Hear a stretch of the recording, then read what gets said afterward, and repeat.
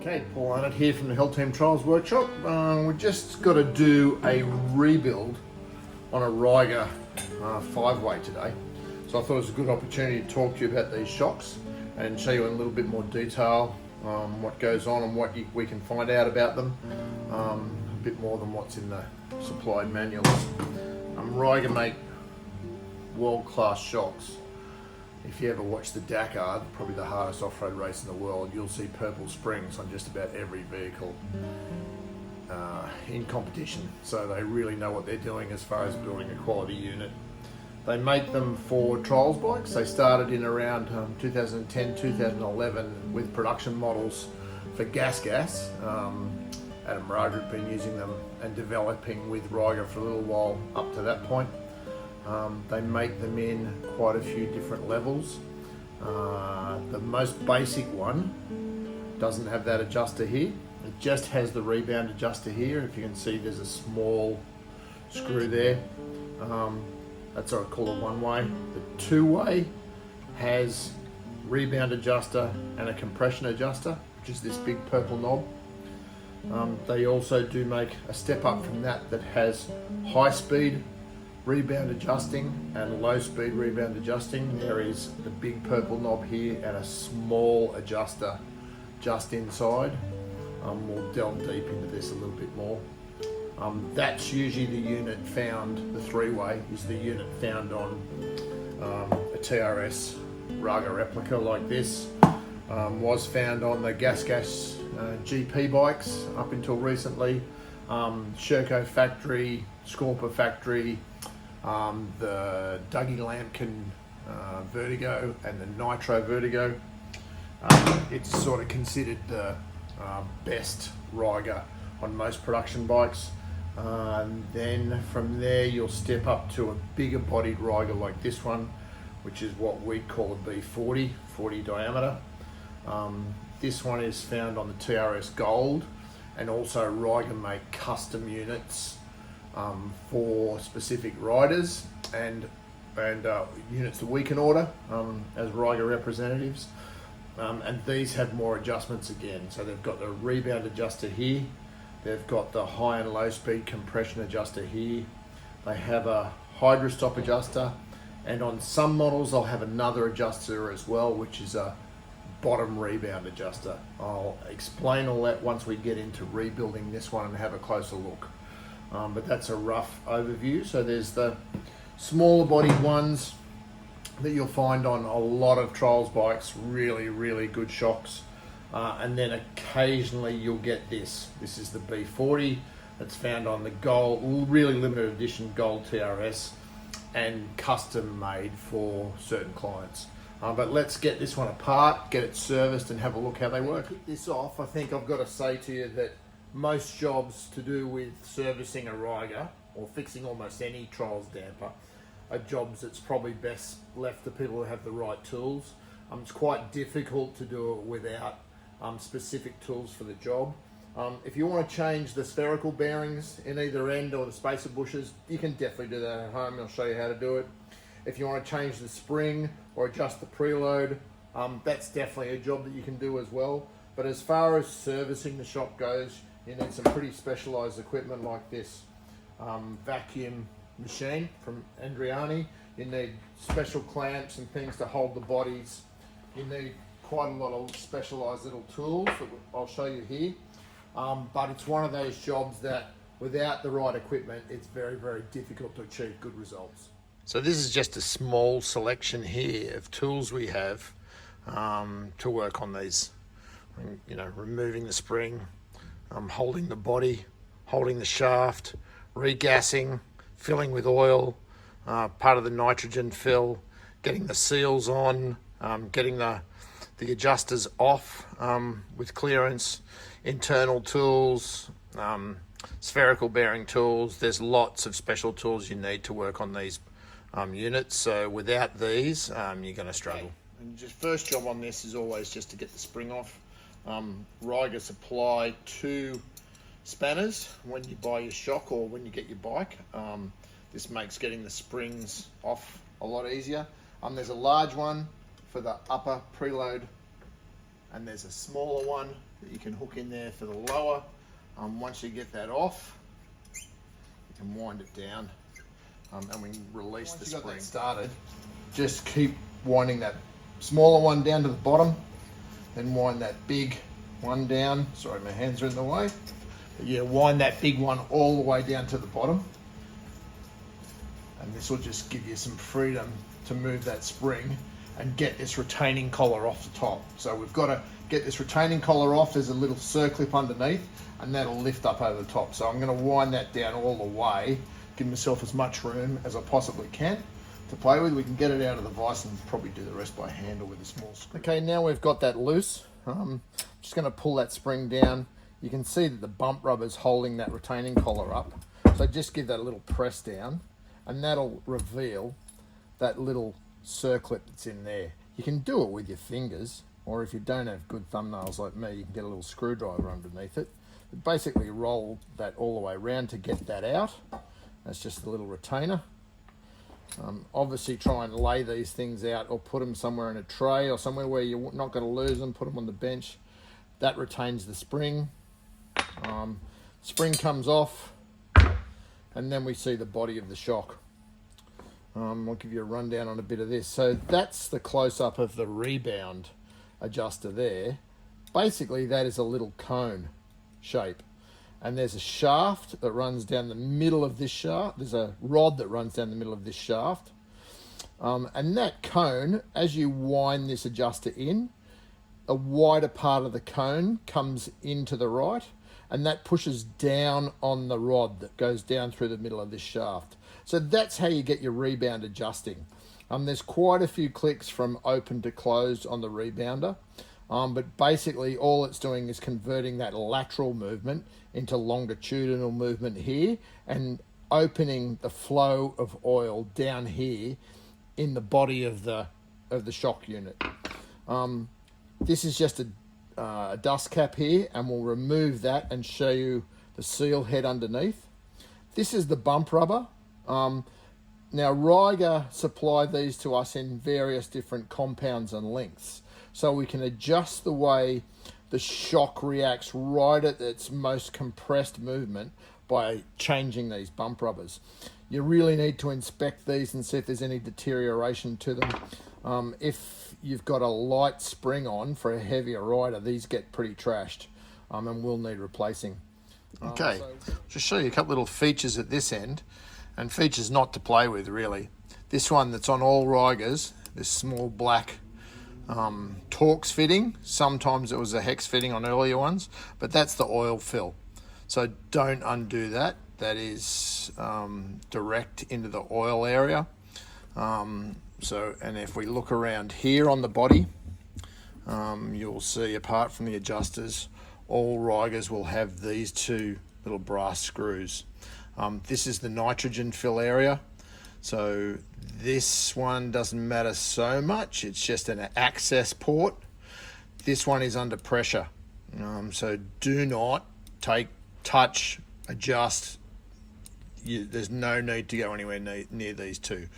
Basically, with this, there is the oil in this unit with the shaft body and all the shims like a normal shock absorber. There's an external reservoir here. So within this area here, there is another piston. It's a donut piston. It's sealed to the outside of the body here and to the inside of the body here. In this section here, there is nitrogen under pressure. So this is pushing the piston down this way. There is oil in this section that's delivered through orifices that adjust this compression and hydrostop. So there's a floating piston in here, a donut piston, oil on this side, gas on this side. So really, we take these apart, we service them, but this is not something you can do at home without special tools. I'll give you a little look into the inside once we start servicing this, but this is basically how this works. Close up here, you can see the compression adjuster, the high-speed compression adjuster on the outside. So this can be adjusted using a special tool that Reiger supply around here, or there's a hex inside here, so you can use a 5mm Allen key just in there, and you can adjust it internally that way. I think you can probably see in there, if I get the light right, you can see there's a flat-headed screw that adjusts the low speed compression in there. So a small screwdriver like this, I can get in and adjust that. This one, being the B40, has the Hydra stop. The Hydra stop just gives an adjustable control in the deep compression of the shock. So right at the bottom of the movement, to stop harsh bottoming out when jumping off large obstacles, the Hydra stop is adjusted here. On the other factory dampers that have the bottom rebound adjuster, you'll find another small adjuster here that's similar to this one, but it's usually red. But same thing, it just adjusts the amount of compression deep into the stroke. So for professional riders, it's much better if you're splatting, because it can hold the unit in deep compression and just release it slowly to give you that vertical drive, and then release it and back to your normal compression settings.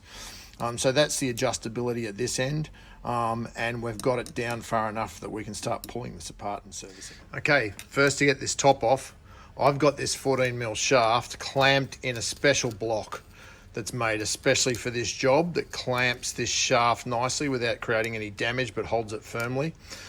These shafts are actually Loctited onto the top here, onto the top eye. So we have to use a bit of heat on this to break the adhesion.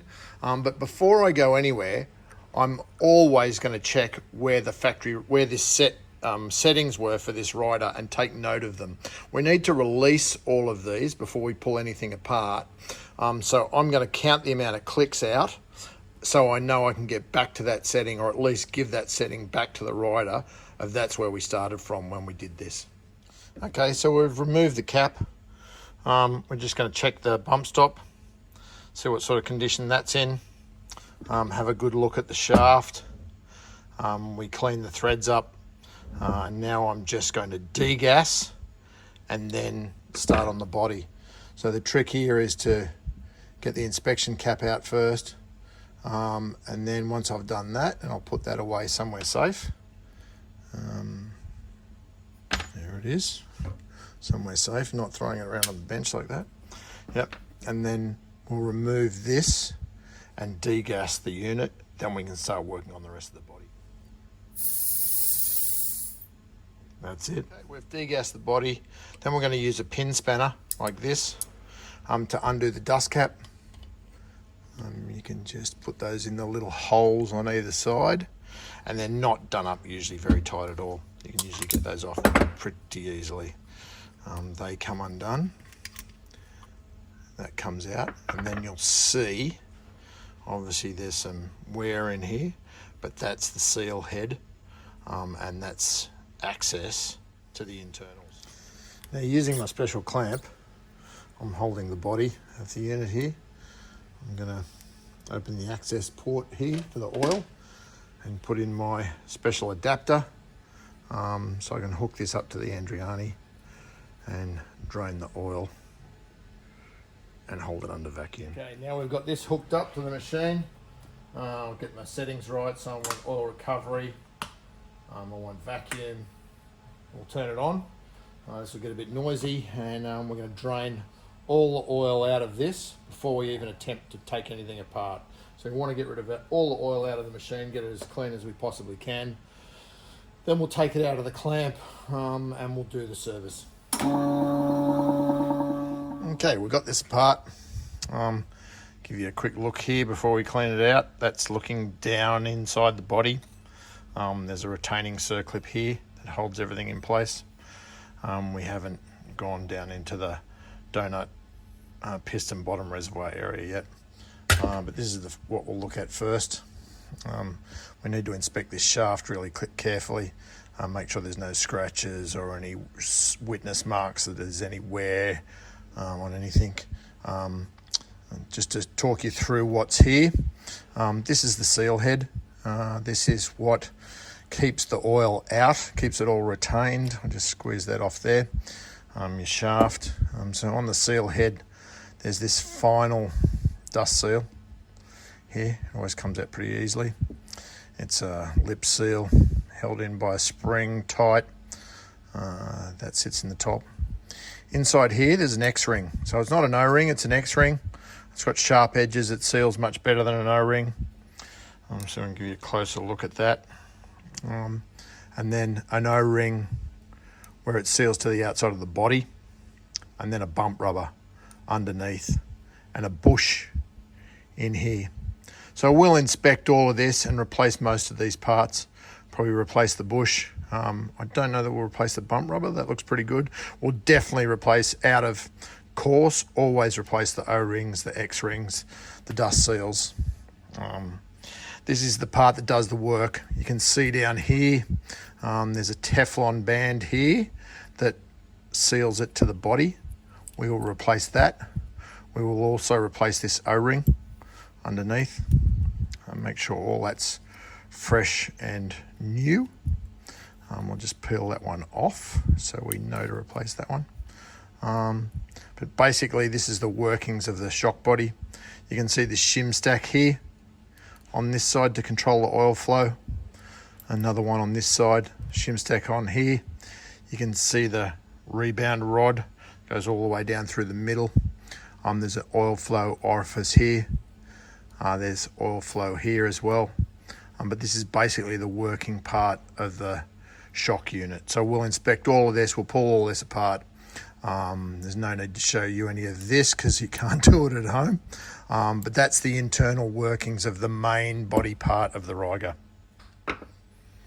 Okay, working on the high and low speed compression adjuster.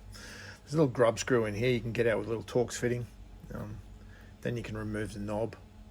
Be really careful here. You'll see it's just held in by a little grease, but there's a tiny little ball and spring here which fits inside an indent on the inside of this. It's really critical that you don't fuck this up. That can go amiss. It's tiny, and if you lose it, it's a pain in the ass. So I'm just going to put that straight in the tray at the back there. Make sure I don't lose that. Now we have a special tool for taking this off.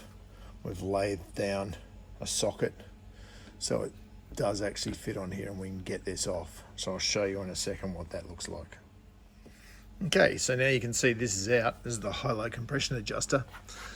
There's a closer look at what it looks like. It's almost a mini version of the same idea with the body. You've got all flowing in, you've got shims. It controls the flow by adjusting the high or low speed knobs here at this end. You can control the flow rate, which controls your compression dampening. We'll take this apart, change the O-ring seals and make sure there's no damage. It looks pretty good, but out of course we'll put new seals on it and we'll go from there. Okay, so now we've got the unit rebuilt. We're going to fill it full of oil. So first thing to do is hook it up to the Andriani machine. The machine has 2 tanks, so we can create a vacuum and empty any of the old oil or any of the air that's in there into the oil recovery tank. Get rid of that, create a nice vacuum in the machine, and then we'll put the oil under pressure and fill the unit up so there's no air bubbles in there at all and it's nice and clean. And now I've got the body full of oil. We're going to nitrogen charge it. So this creates nitrogen under pressure on top of that donut piston we were talking about earlier. The pressure from the nitrogen and the piston on top of the oil stops the oil from cavitating and getting air bubbles in it and foaming up, so it keeps the oil at the same viscosity and under the same conditions by applying pressure to the top of the oil. We use a special needle and insert here, and we have a set amount of bar that we set the nitrogen charge to, so it's the same every time. We put that in. At the moment the nitrogen's going into the machine and we're just locking off the access port, so it keeps that charge within the body. When we've got that little thing nipped up, which we have there, we'll go back, turn the gas off, remove the needle, and then we can remove our special fitting. Okay, and we're just about ready to go. To replace the spherical bearings or check them. It can feel really tight and quite good, but as soon as you pull it apart, you'll notice that just really the bushes and the rings here is what's holding it together, and the spherical bearing can feel, once you get a bit of the dirt out of it, can start to feel really loose. At first you think it's tight, but then as soon as you give it a bit of a wiggle, move it around, get some of that dirt out, suddenly you feel how trashed it actually is. So be really careful with either end that you think it's in good nick, but as soon as you start to play with it and have a good look at it, you'll realise that parts need replacing to get the most out of it. Just be careful too with the Reigers when you pull them apart. You've got the spherical bearing sitting in here, but there's also a small retaining collar, so that squeezes down on top. So you'll see a lip in here. So one side, the spherical bearing, push hard up against this edge. Then once that spherical bearing is in, push that retaining collar into it. You got this one out. It's wrecked. Hardly even moves, which I can't even really turn that, so yeah, that's absolutely flogged. Hard to tell from the outside, but yeah, I can't even move that. That is absolutely ripe for replacement. Okay, we're going to put the spherical bearing back into the rod end. Got our special tool. We've loaded up the little ring.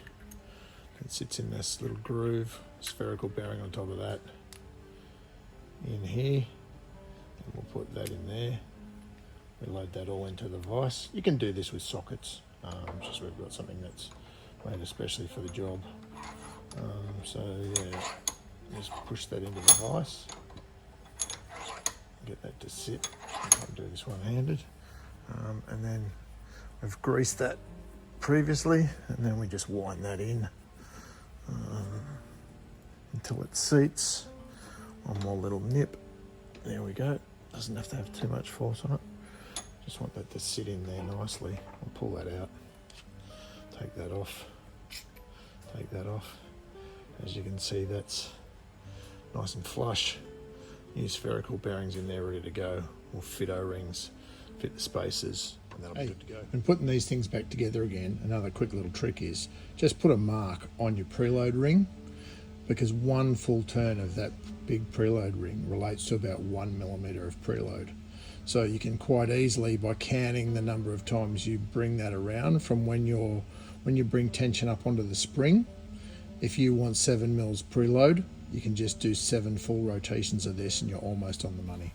Well, hopefully you've got something out of this brief overview of Reiger shocks and understand a little bit more of how they work. If you need a hand with anything, you need a rebuild of a Reiger, contact us at the Hell Team, or we can supply different spring rates, genuine Reiger springs, and spherical bearing repair kits.